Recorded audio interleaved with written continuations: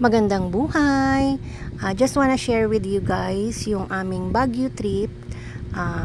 Ito ay super as in super late upload na. Just wanna share with you guys yung aming 3 days vacation sa Baguio. Yan. Umalis kami dito na around 12 midnight para makarating kami doon ay mag-uumaga. Dumaan din nga pala kami sa Our Lady of Manaoag sa Pangasinan. Dahil pinangarap ko din makarating noon sa simbahan na yan at talaga namang sinulit namin, talagang pinaglaanan namin ng oras at panahon para makapasok kami at magtagal ng konting oras sa simbahan ng Our Lady of Manaoag. Yan. At pagkatapos namin magdasal ay napunta kami sa likod at nandoon pala yung malaking grotto ng Mahal na Ina. Tinuloy na namin ang biyahe papuntang Baguio after namin dumaan sa Our Lady of Manaoag. At yan si Inay na siyang dahilan kung bakit kami umakyat ng Baguio dahil gustong gusto daw talaga niyang makarating ng Baguio. Kaya ibinigay namin ang kanyang kahilingan na habang kaya pa niyang bumiyahe at nakakatagal pa siya sa biyahe ay talagang ibinigay namin ang kanyang kahilingan na pumunta ng Baguio. At talagang masaya siya kahit na napakahaba ng biyahe ay talagang ini-enjoy niya ang tanawin. Ayan, magliliwanag na at malapit na nga kami sa Baguio. Nang makarating kami ay nagpahinga lang kami ng konting oras at inumpisahan na namin ang paggala. Ang una naming pinuntahan ay dito sa Burnham Park. Yan. Sayang kasi ang oras, kailangan talagang umpisa na namin agad ang paggala kasi 3 days nga lang kami dito kaya kailangan naming umpisahan na sa oras ng aming pagdating.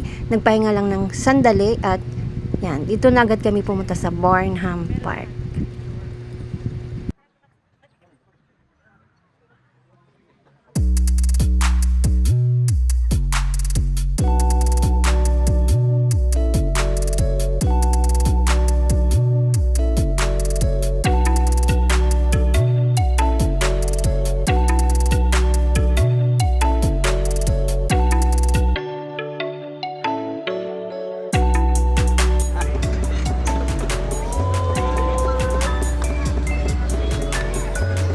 Gigi pa diretso doon. Ano po, alam, bumalik agad tayo doon. Ay, masyado ng gilid, oh.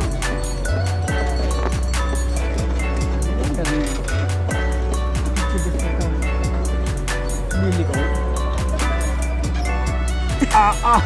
Tigas.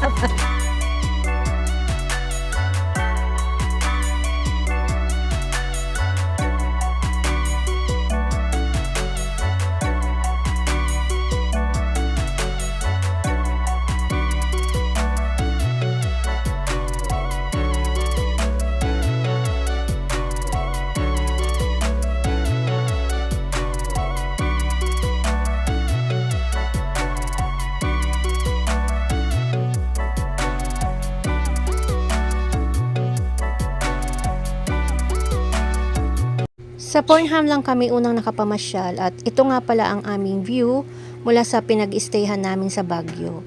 Kitang-kita mo yung mga bahay na akala mo'y bituin na kumukuti-kutitap. Second day namin ay dito naman kami nagpunta sa Bell Church. At malapit lang ito sa pinag-stayhan namin, guys.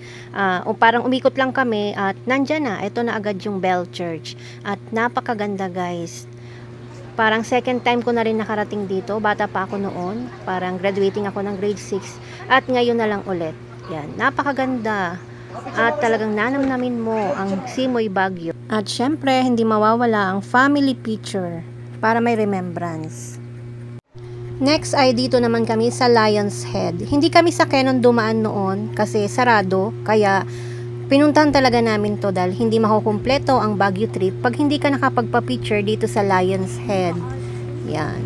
Aura-aura si Inday. Masaya ang pamamasyal pagkasama ang buong pamilya, guys. Kaya go na kayo. Mag-travel na rin kayo kasama ang buong pamilya. Next naming pinuntahan ay dito naman sa Mines View Park. Yan. Meron kasi kaming itinerary. Kailangan meron kaming mga naka-schedule na pupuntahan para hindi masayang ang araw namin dito sa Baguio. Kailangan marami kaming mapuntahan sa 3 araw namin. Kaya naman sinusulit namin ang bawat oras. Sisayang nga ang araw. Kaya, ini-enjoy namin bawat lugar na aming pinupuntahan. At ito nga, ang itsura ng Mines View Park. Yan, napakaraming mga halaman. At nandito rin guys, yung malaking aso. Hindi na lang kami nakapagpa-picture dahil may bayad din. May bayad din kada picture, di ba? O, yan. Yan ang view dito sa Mines View Park. Napakaganda talaga ng Baguio, guys. Hindi ka magsasawang magpabalik-balik.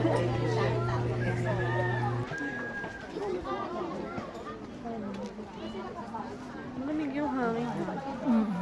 Mabango, di ba tira? Ano ibig sabihin? Next namin pinuntahan ay dito naman sa Camp John Hay. Yan. Napakaluwang nito guys. Mula doon sa may pinaka-gate. Ang haba-haba, napakaluwang. At puro pine trees. Yan. Hindi rin naman kami masyadong nagtagal dito. Ikaw ang mananawa at susuko kung gusto mo talagang libutin ang Camp John Hay. At meron din ditong mga picnic area. Pag may dalahang pagkain, pwede kang kumain dyan. Mga may table diyan. Yan. Yung iba dyan, nagpipictorial. Yan. Meron nga kami naabutan dyan, nagpipictorial.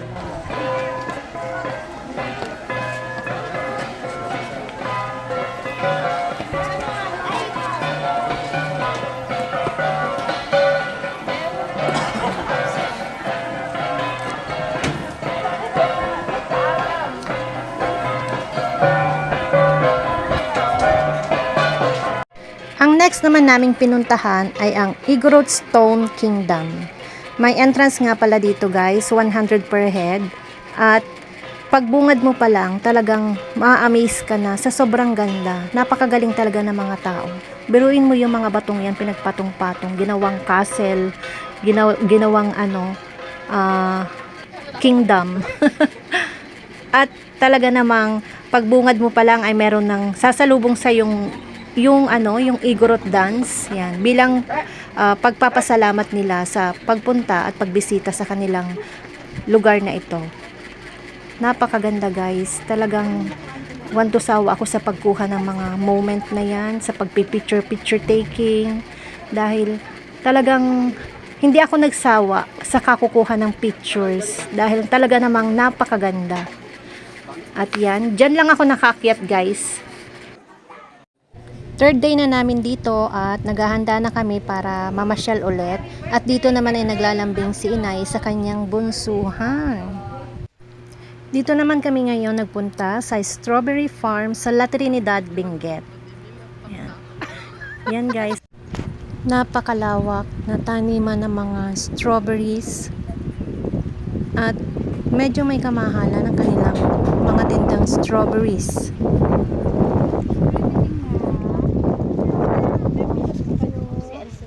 Magkano po? 700 per kilo, ma'am. Group picking.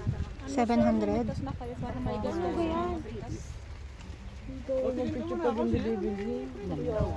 Magkano ganito? 250 nga. Ano po to isang 700 kalat?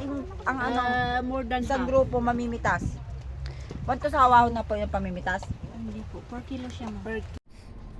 After namin sa strawberry farm ay dumiretso naman kami sa Baguio Cathedral.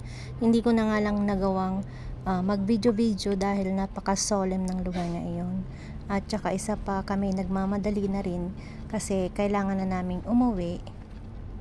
Yan. Binabaybay na namin pa uwi at talaga namang napakasaya ng aming Baguio trip. So hanggang dito na lang guys. Thank you for watching.